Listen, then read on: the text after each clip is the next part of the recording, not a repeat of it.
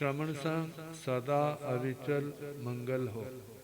मुक्ति को प्राप्त श्रमण भगवान महावीर स्वामी, उनकी परम पावन कल्याणी भागवती वाणी।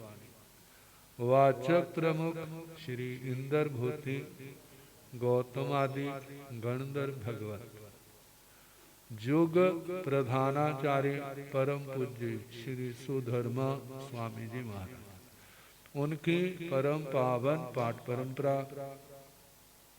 वर्तमान आचार्य ध्यान योगी परम पूज्य श्री शिव मुनि जी महाराज एवं गुरुजन सबके पावन चरण सरोजों में मेरा अनंत अनंत बार वंदना नमस्कार।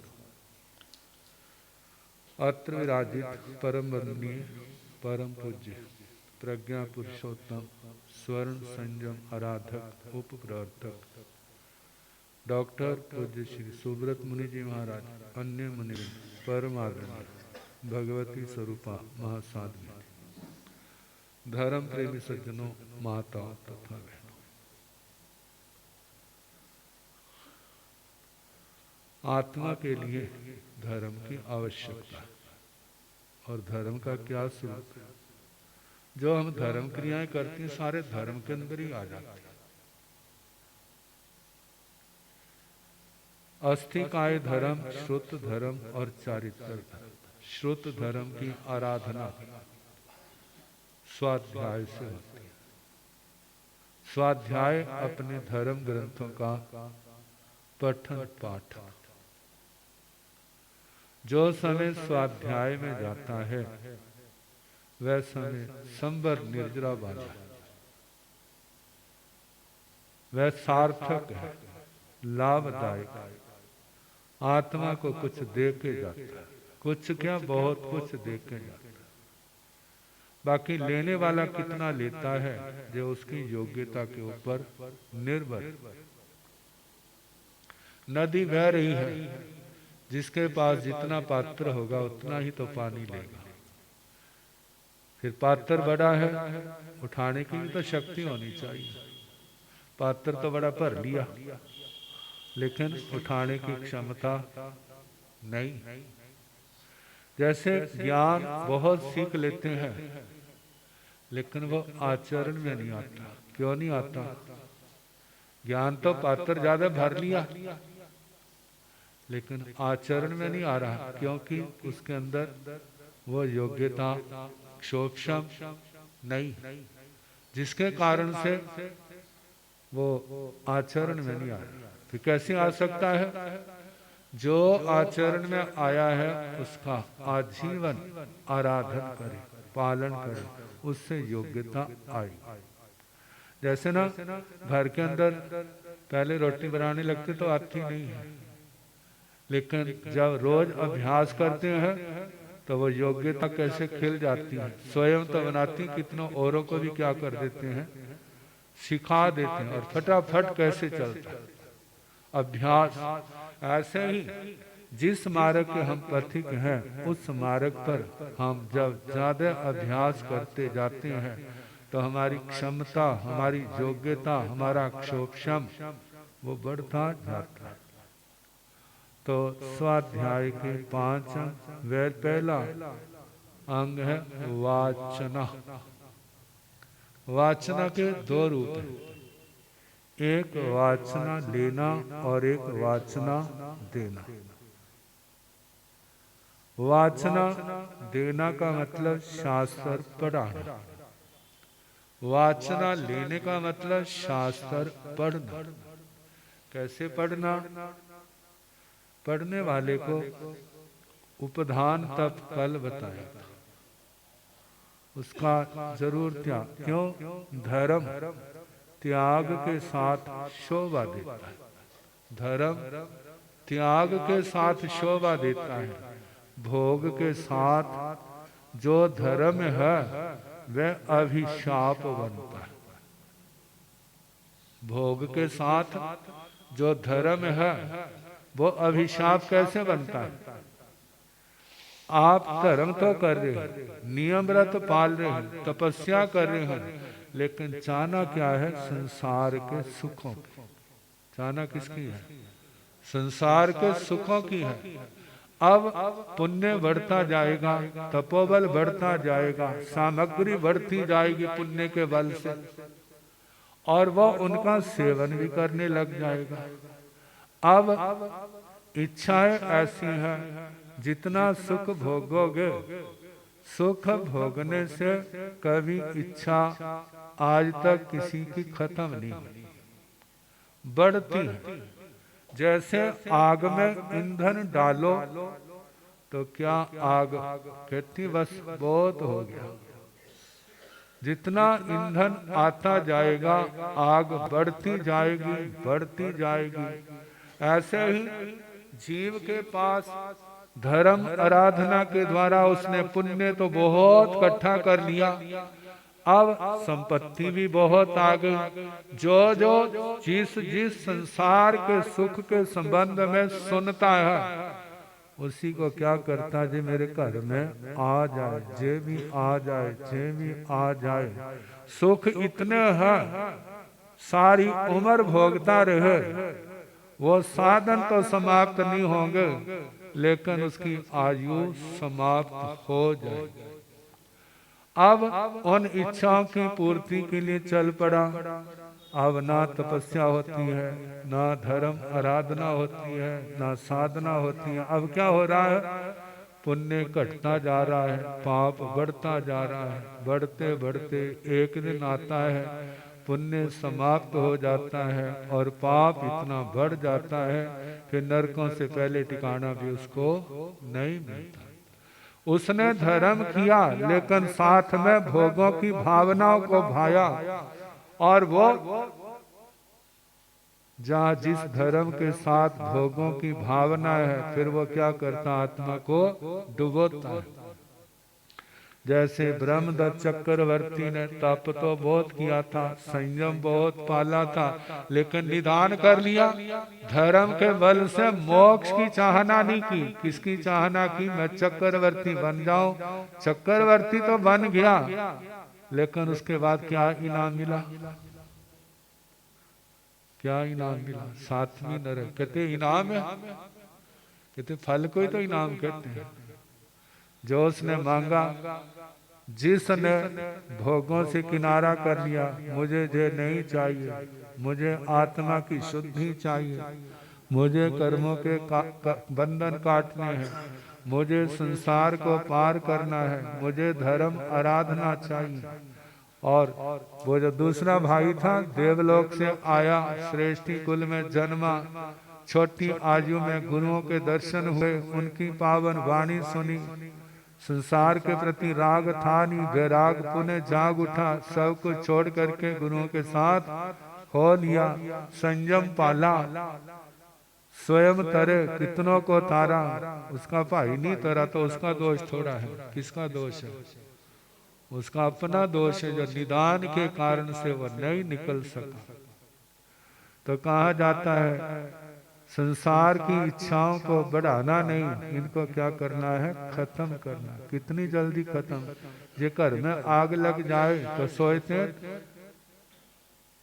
घंटे बाद बुझाएंगे, कितनी देर बाद, 1 घंटे के बाद, क्या जल्दी है, बुझा देंगे ना, तो घंटे में क्या हो जाएगा। तो उस समय क्या होता है, जल्दी से जल्दी इस पर काबू पाओ, जल्दी से जल्दी इसको बुझाओ, ना बुझाया तो सारे घर को राख बना देंगे।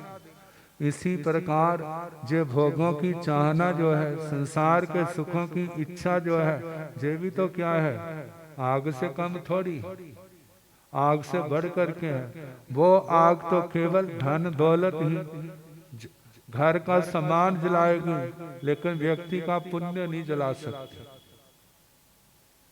क्या वो उसके पुण्य को जला सकती है, देह को जला सकती है, लेकिन पुण्य को, धर्म को नहीं जला सकती। सब कुछ खत्म हो गया है, पुण्य उसके पास है, कहीं जाएगा फिर वो क्या हो जाएगा, पुण्य खिल उठेगा। लेकिन जो विषयों की आग, ये किसको खत्म करती है? पुण्य को भी खत्म करती है, धर्म को भी खत्म करती है, पाप को जन्म देती है, बंधन बढ़ाती है और आखिर में इस आत्मा को नरकों की आग की ओर ले जाती है। व्यक्ति को ज्ञान नहीं है, ज्ञान ना होने के कारण से कहते धर्म करेंगे हमारे को ज्यादा से ज्यादा सुख मिलेगा, लेकिन जब सुख नहीं मिलता है तो वह सोचता है ऐसे धर्म का क्या फायदा है, ऐसा धर्म मेरे को नहीं चाहिए। वो क्या कर देता है? उस तप त्याग वाले धर्म को छोड़ देता है और जो टॉफियों की तरह संसार की सुख सुविधाएं देते हैं उस और उसका क्या हो जाता है? दुनिया कितनी भटक रही है क्योंकि ये ज्ञान नहीं। कहते वो धर्म दुनिया की सोच तो है जो हमें रोटी दे, कपड़ा दे, धन दे, दौलत दे, परिवार दे, बच्चे दे, व्यापार दे, संसार का ऐश्वर्य दे, वो धर्म हमारे काम का है। और जो नहीं देता है वो हमारे काम का नहीं है। देखा जाए धर्म को संसार के लिए नहीं लगाना, धर्म को आत्मा की शुद्धि के लिए। संसार के कितने भी पदार्थ आपकी आत्मा को क्यों ना मिल जाए, वो आपकी आत्मा को तृप्त नहीं कर सकते, वे आपकी आत्मा को तृप्त नहीं कर सकते। चाहे कितने देवलोकों के सुख है, अंतिम समय का उनका हमारे आचार्यों ने, हमारे भगवान ने उनका नक्शा 2 शब्दों में खींचा है। अंतिम समय क्या थे? अतित्ता अकामा। अतित्ता का मतलब अतृप्त थे, अकाम का मतलब उनकी कामनाएं पूर्ण नहीं हुई थी। पल्योपम सागरोपम तक अथाह सुख भोगने पर भी जिनकी कामनाएं पूर्ण नहीं हुई, आत्मा की तृप्ति नहीं हुई, तो क्या आप सोचते हैं संसार के उस बिंदु से भी कम ऐसे सुखों को भोग करके जो आत्मा तृप्त हो जाए? इसकी तो जड़ काटनी पड़ती है।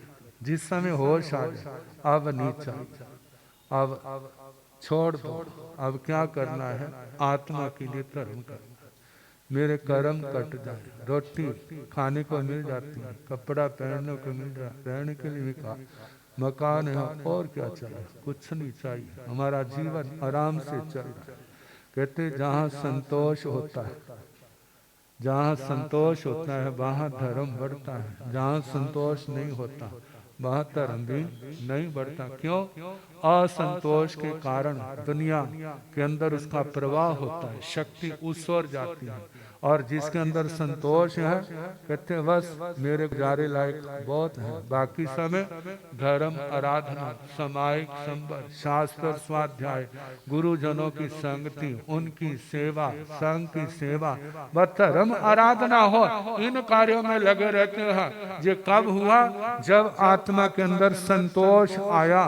संतोष आया तो ईश्वर बड़ा।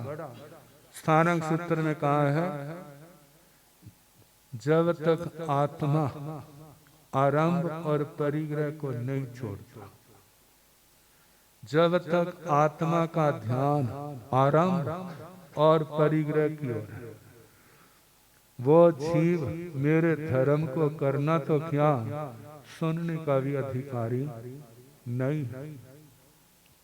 आरंभ का मतलब जो बैर विरोध के चक्कर में पड़ा हो, परिग्रह का मतलब संसार के सुखों में ऐशो राम में जिसका ध्यान है वो हमारे धर्म सुनने का अधिकारी नहीं है। कौन है अधिकारी? जिसको बैर से भी क्या हो गया है, बैर से भी तंग आ गया है, संसार के सुखों से भी तंग आ गया है, अब वो टिक करके धर्म सुन सकेगा। जब टिक करके धर्म सुनेगा उसको बोध होगा, फिर धर्म के रास्ते पर चलेगा। क्यों?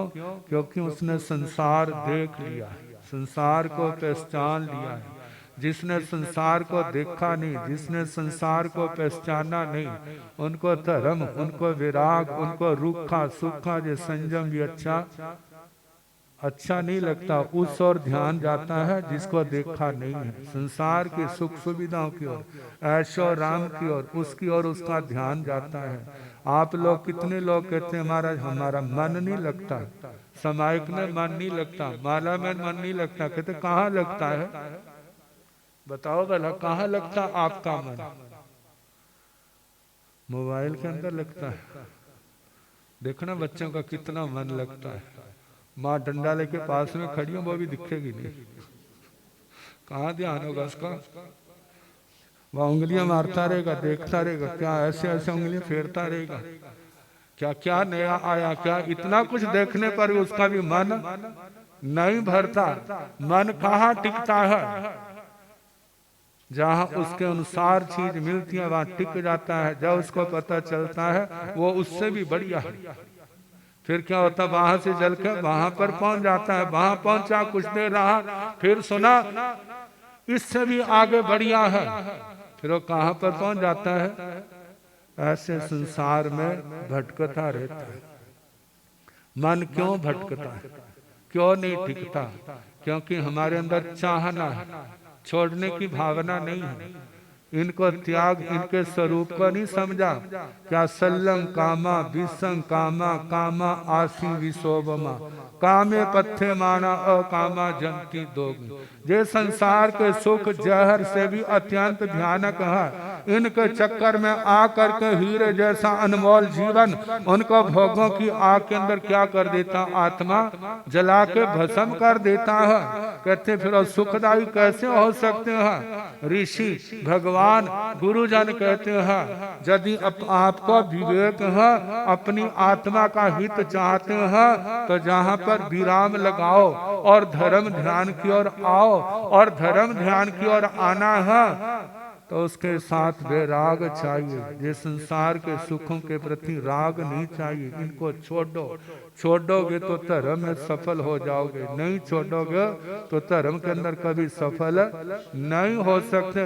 जे सारा ज्ञान हो, इसलिए कहा जाता है शास्त्र सुनो, बार बार शास्त्र सुनो, सारी आयु भर शास्त्र सुनते रहो। गौतम श्री गौतम स्वामी जी महाराज 4 ज्ञान के धारक हैं, द्वादशांगी वाणी के धारक, केवल हित धारक ही नहीं रचयिता है। फिर भी वो 4 पहर दिन और रात के क्या करते हैं? स्वाध्याय करते हैं। 2 पहर उनका ध्यान होता है। कितना तपोमय जीवन, कितना त्यागमय जीवन, लेकिन ध्यान से भी क्या है? ध्यान उनका ज्ञान, स्वाध्याय, स्वयं पढ़ना, दूसरों को पढ़ाना, दूसरों को सिखाना, सारी व्यवस्थाएं संभालनी। फिर भी वो क्या है? केवल ज्ञान तक उनकी जो साधना चलती है, संसार की ओर ध्यान नहीं गया। बस हमारा भी वही रास्ता। उस वक्त समय हो गया, बाकी कल जैसे समय।